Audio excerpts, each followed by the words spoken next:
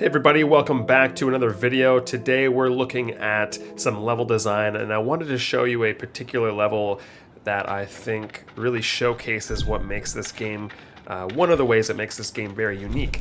And so I'm going to go there right now. Right now I'm walking through a camp called on the Eastern Island, and I've already done some things in the game right now, so out of context it might seem a little strange, and also spoiler warning as well if you care about spoilers for indie games. So I'm going to a place called the Rogue's Den, and excuse me if my voice sounds a bit weird or raw or plugged up. I'm sick right now. So there's this area here called the Rogue's Den. Not everyone will get access to this. It's kind of up to you. Think of it like a guild in an Elder Scrolls game. So there's the Mage Guild, the Fighters Guild, that kind of thing. This is kind of a guild in my game where if you pass some trials, you are given access to this place, and along with that you get some special prizes and goodies. One of those things is the rogue gloves, which gives you the ability to wall jump, among a lot of other things. And it's actually quite a huge upgrade because it's entirely optional, but it really changes the game drastically. There's lots of areas you can explore, and it's optional. So even though my game is sort of a Metroidvania, one of the things that separates it from the rest is the fact that you don't have to get all the upgrades. In fact, you can pretty much skip every upgrade in the game, and I've always thought that would be kind of cool in a Metroidvania, because Metroidvanias are always about, exploration and all this kind of stuff, but in the end, there's not really a unique path through it, because everyone ultimately gets the same upgrades, just usually in a different order. And so I thought it would be kind of cool if in my game you had complete control over if you wanted an upgrade or not, regardless of how big of a difference it made on the game. And this one is significant. It really changes the game a lot, and you can complete the whole game without ever getting it.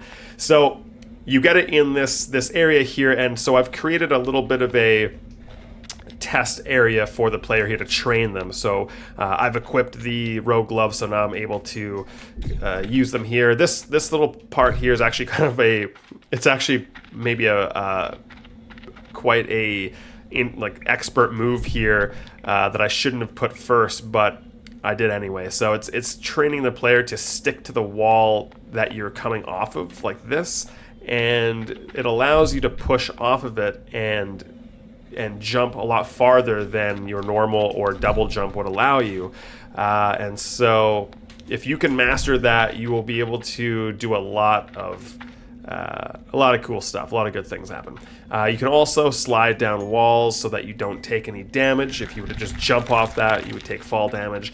And then the most common use, of course, is the wall jumping. So you get a lot of abilities with that one item.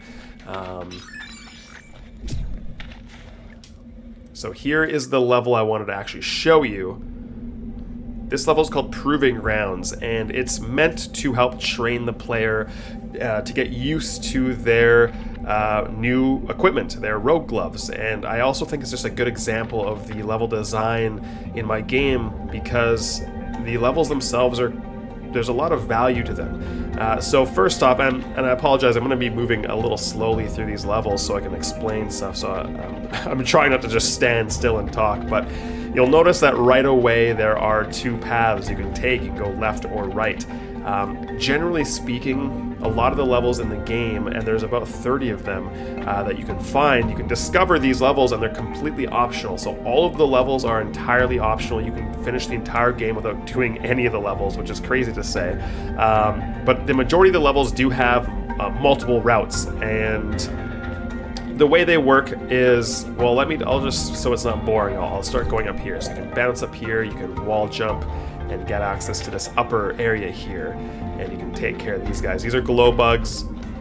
Maybe I'll do a different video on these guys. I'll just take care of them really quickly without explaining it. Get some items here. So again, generally speaking, every level has different routes, and a lot of times I try to design it in a way that the middle route, so the main route that you're on, the one that I'm on right now, is sort of the the standard way to play that stage. So if you go through the middle route, you'll get some challenge. You'll get some challenge, and you'll experience the level. And so I'll just continue going forwards here. There's some platforms that are falling. You guys can see there's some definitely challenge. Most people won't clear what I just did first try very easily, but I've played this a billion times, so I've gotten quite good at it.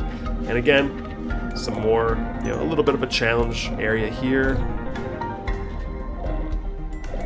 And shimmy up these walls. You might notice Billy's eyes bulge out of his head. Let's see if I can make it happen here. There he goes. You see it happen there? Watch his eyes carefully. There, see it?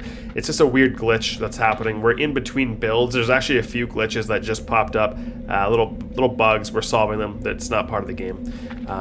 By the way, well, let me just clear this path here. So that was the main path. That was, not too long, not too crazy. There's definitely some challenge, but overall, that was the level. So you could take that and leave it. Now you could say, cool, I beat that level, and you could go on with your life, or you can keep exploring if you want to.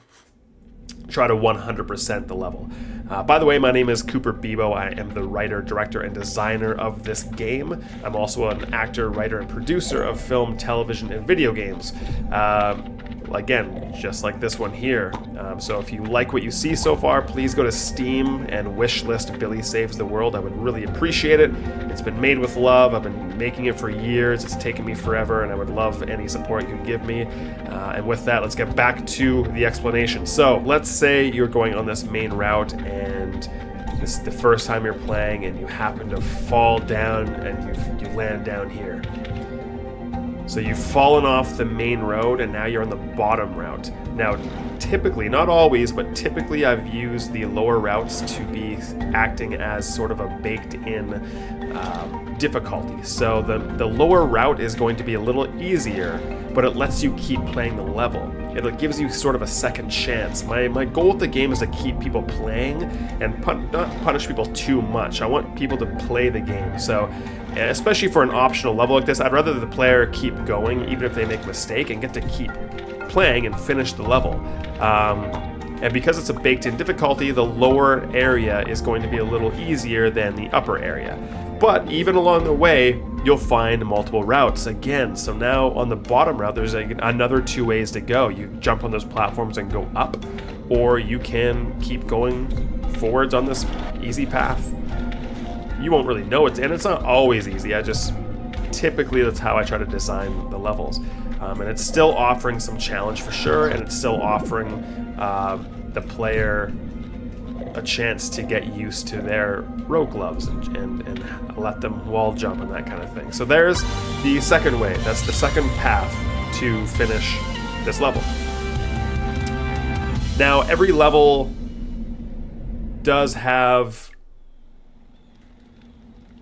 You can. I don't have the item with me right now, but I could scan this cave, and it would tell me what's available in the cave before I even enter it. And so for people who are completionists and you want to get all the coins, for example, the collections app, you get this when you become a member of the Rogues, when you get your gloves. And this app, again, entirely optional. Some people will never even see this app.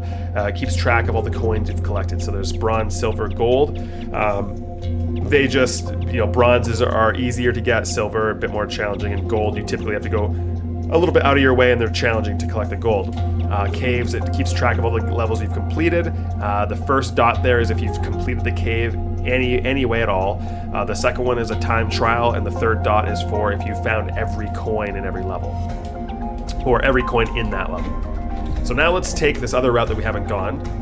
This is a drastically different, completely different route, and this is what I would consider to be the most difficult route. And you can tell because it's kind of going out of your way. It's not really naturally where you might go. It's to the left, it's up. It's traditionally, most people tend to go to the right. And so I tried to make it a little bit more obvious of like, okay, if you're gonna go off the beaten path, you might seek and find some extra challenge. So this one you have to wall jump and you want to stick to the right wall to dodge this fireball until you're safely up here. Again, now that you're at the top, you can go down and try to get that coin if you want to, or for the sake of this video, I'm just gonna avoid that coin and just keep going forwards. So I'm gonna shimmy up here, take care of this glow bug, get some goodies, continue forwards. So again, we got a tricky part here. That little area, I'm making it look easy, but from play testers, I can tell you that that's easier to watch than it is to actually do. Your instinct is to jump, but you're supposed to just walk off that one platform and then jump. And yeah, little. It's like a tongue twister for your hands. Little tricky parts here. So again, you gotta jump over here, just clear this, stick to this wall, and then wall jump. Whoa, that falls. So here is another example. I know this level, of course. When you play this level, you're most likely going to get scared, and you're going to keep jumping, and you're going to jump and jump and jump, and that third one's going to fall, and you're going to fall along with it because you were feeling a rush because those platforms are falling. If you're observant, you'll realize that this platform here is a bit bigger than the rest, and it's the only one that doesn't fall. So you might be wondering, okay, well, where do I go? The second time you come, you're probably gonna fail the first time. The second time you get here, you're gonna slow down and be like, okay, there's something here. Now, out of context, this is gonna seem very abstract and obtuse. When you play the actual game, this will make more sense, but I'm going to use this power that I've gotten. It's a meditation power, and it allows me to see platforms that are not visible to the naked eye. And there we go, that's an example of collecting a gold coin. And it's also the finale of this level. So now you've gone through all the different paths, and again, you don't have to. You might just play this level once, and you might just choose one of those paths, but at least your experience through this one level might be different than your friends. So when you talk to each other, you might be like, oh, did you just get to that part we did this? And you'll be like, no, I didn't do that, I fell down and I did this. And oh, I found this secret over here. And every single level, this is just one level of over 30 that are in the game, and every single level has multiple routes, secrets, and all sorts of things to discover. And even with that, I've shown you 3 different routes, but there's still more things to find in this level. There are still little offshoots, little secrets, and ultimately there's faster routes you can take to reach the end for time trials, all sorts of stuff. So I'm really excited for people to play the game and discover their own way through the game. And I'm going to play it one more time. I'm going to try to do the fastest route, which is the one you've already seen, but I just like doing it. It's just a lot of fun. It just feels nice. It just flows really well. It's one of my favorite levels in the game. This whole thing just really feels nice. Bounce off this wall here, get under that guy. If you time it right here, or wrong I should say, he will sting you midair and ruin your run. But this whole thing just feels really nice to me. So if you're doing a time trial, this is the way you want to go. I haven't unlocked the time trials yet in this playthrough. I'm actually playing this is the real game I'm playing, so you have to reach a certain point before you unlock time trials. But if I were doing a time trial, that would probably be the best way to do it. And if you're too slow, you can always pop a speed potion and win yourself some time that way. So anyway, this has been Billy Saves the World. I hope you enjoy it. Again, like I said, a lot of love has gone into it, a lot of details. There's a lot to explore.